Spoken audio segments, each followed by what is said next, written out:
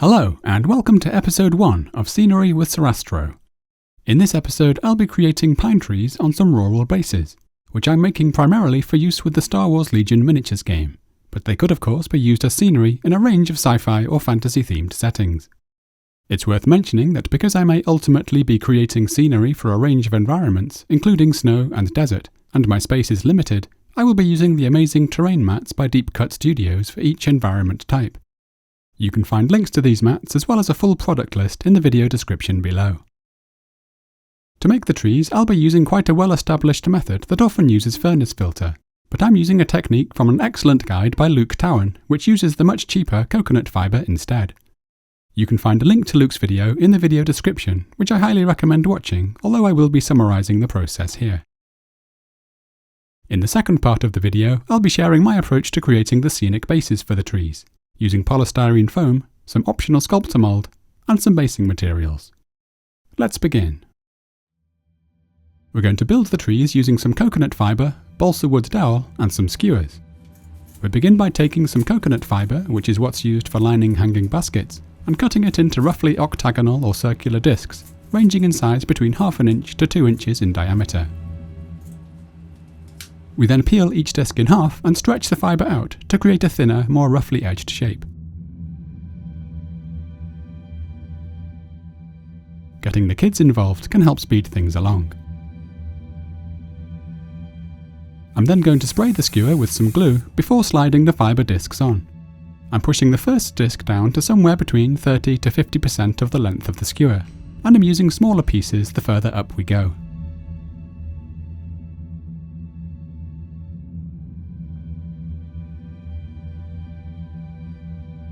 For the very top, I might stick down a few loose pieces of the fibre. We should aim to create some variety in the size and shape of the trees as we do this. Next we need to spray the branches with a mid to dark brown, and I'm using Citadel's Mournfang brown for this. I found that punching some holes in a cardboard box provides a useful way to store the trees in between stages. I'm now going to apply some texture by spraying the trees with some glue and providing a liberal application of Connifer coloured coarse turf, followed with a sprinkling of the lighter weeds coloured fine turf by Woodland Scenics. Here I'm spraying on the glue, and now I'm applying the coarse turf.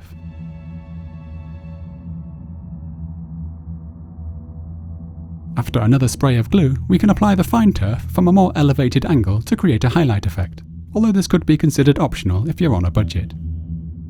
I found that producing a batch of around 20 trees was quite an economical way to work. For the trunks of the trees, I'm using balsa wood dowels measuring 9 and 12 mm in diameter, which I'm cutting into individual lengths of between 9 to 22 cm. These aren't strict measurements, but I wouldn't go much narrower for the trunks. I'm then tapering each trunk down with a craft knife, and I'm creating some bark-like texture with a wire brush.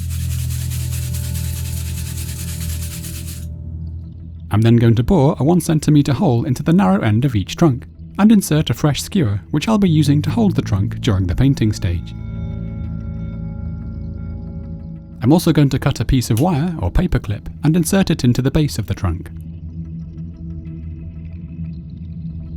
We can now paint the trunk, and I've chosen to use Scalecolor's Inktense wood ink, which I'm thinning with an equal amount of water. This is just one option among many, and you could of course paint the trunks however you like. I've chosen to use this particular ink because of the deep reddish-brown tone it produces. Once dry, we can clip the unwanted skewer from the tree, leaving around 1 cm free, before gluing the tree to the trunk with some glue and a pair of pliers.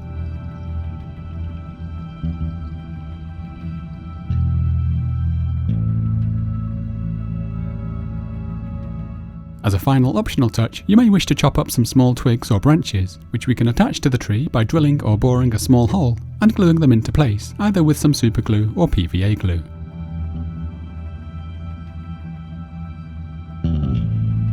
You can add as few or as many as you like.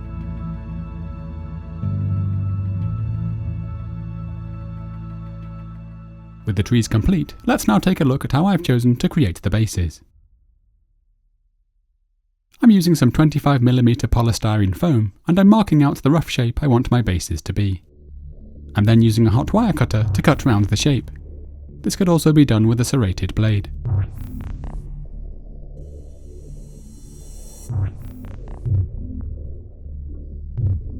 Because I want this base to be more flat, I'm going to cut it into 2 halves.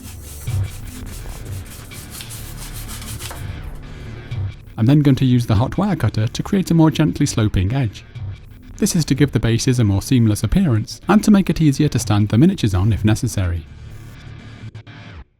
Once we're happy with the shape, I like to drill some fine holes where I want my trees to be, and then use a hot glue gun to fix them into place.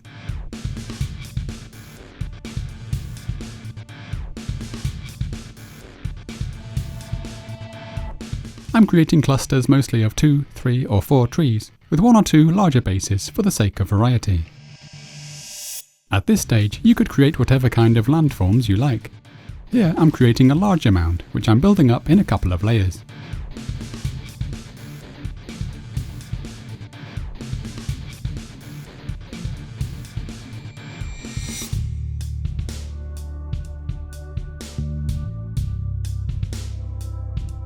I'm then gluing on some actual rocks which I picked up outside, because I like the natural texture and colours they provide, although you could of course simply carve your own out of the polystyrene foam.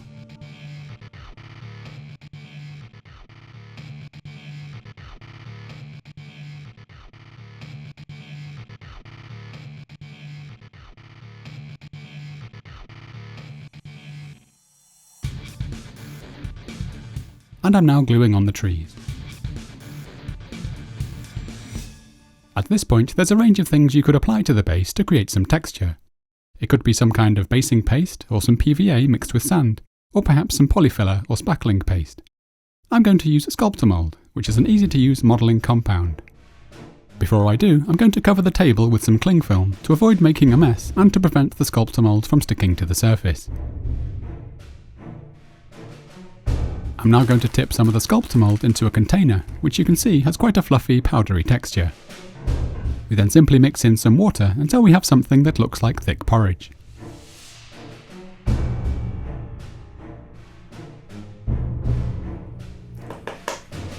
We then use this to cover the base.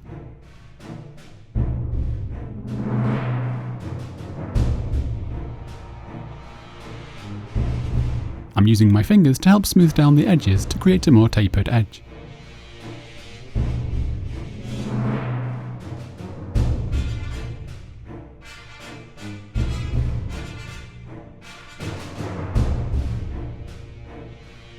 After around 10 minutes or so, as the paste begins to set, it becomes a little easier to smooth down.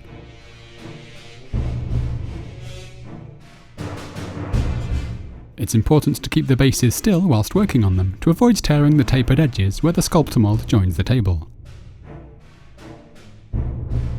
It's likely that some of the Sculptamold will get onto the trees, but we can paint over that later on. Once done, it can take around 24 hours to completely dry, after which we can peel the bases off the cling film, and they're now ready for painting. In choosing colours for the bases, my aim is to try to match the surface I'll be playing on, which in my case is the Muddy Field Terrain Mat by Deep Cut Studio. I bought the 6' by 3 mat in the mousepad material, and is the perfect solution if you lack the space for fully sculpted terrain. I also think the detail and richness of the print is very impressive and has quite a deceptive 3D-like quality. I'm beginning by applying a coat of Vallejo's Leather Brown Surface Primer with an airbrush, but will first add a few drops of airbrush thinner to help prevent blockages. I'm then backing up the air to mix the thinner with the paint. You should of course select whatever colours you like, and you don't have to use an airbrush as I'm doing. Once that's completely covered, I'm going to apply Vallejo's Dark Green. This is going to cover most of the base, but I don't mind if some of the brown shows through.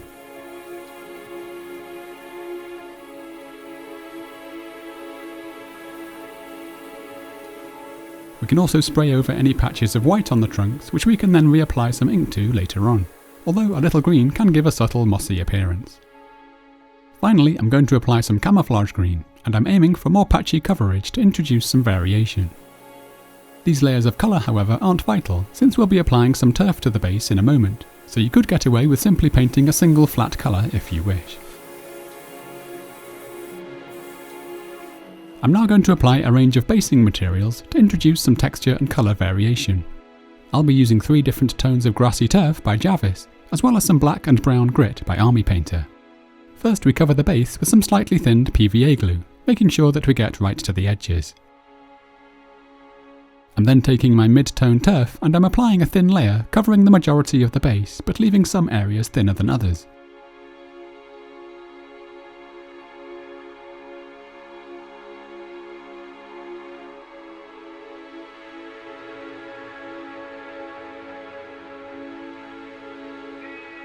I'm then applying some of the dark green, but more sparingly, to certain areas to create some variation.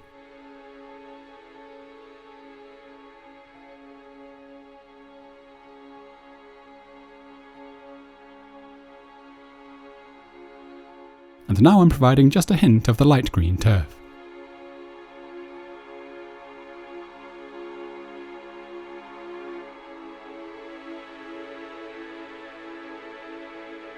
Next I'm providing some far more localised patches of the black Battleground.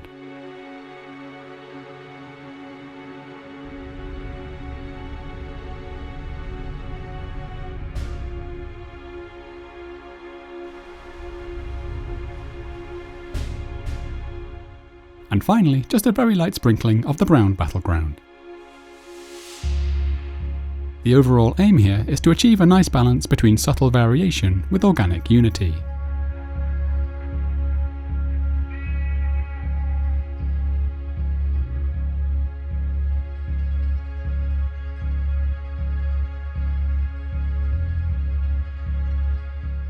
For larger pieces of terrain, such as we can see here, it's a good idea to break things up into individual areas. When applying the turf, just be sure to leave a border of clear PVA, so we can more easily continue the process without getting our brush into the turf which we've already laid down.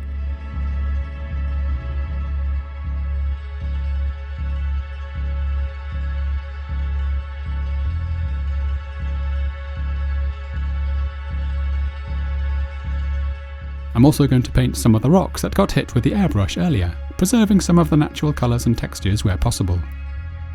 If you're interested in the colours I'm using, you can find a list of paints used in the video description.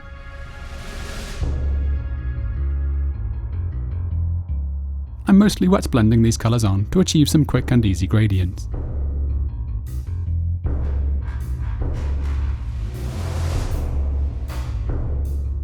We can also reapply the ink wash to the trunks where necessary.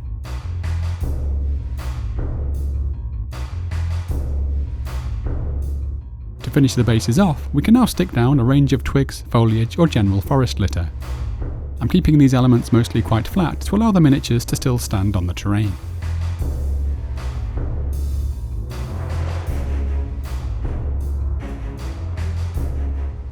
Coarse turf can be added to create some more bushy textures or mossy effects.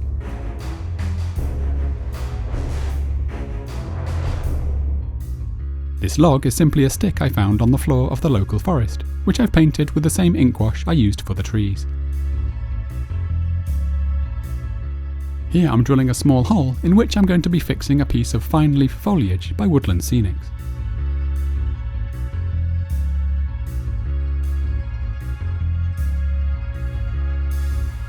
And finally, I'm gluing down some twisted twigs near 1 or 2 trees to look like roots. I'm then securing them with some basing paste.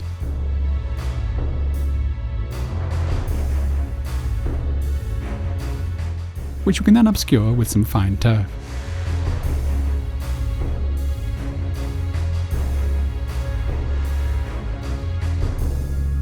And this completes our pine trees with scenic bases. Thank you for watching.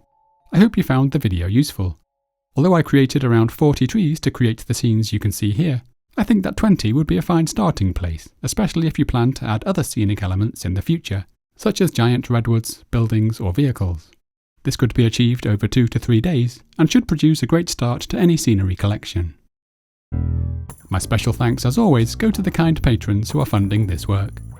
I'll be creating some more scenery over the coming months, so do be sure to subscribe and join me again soon. Happy painting!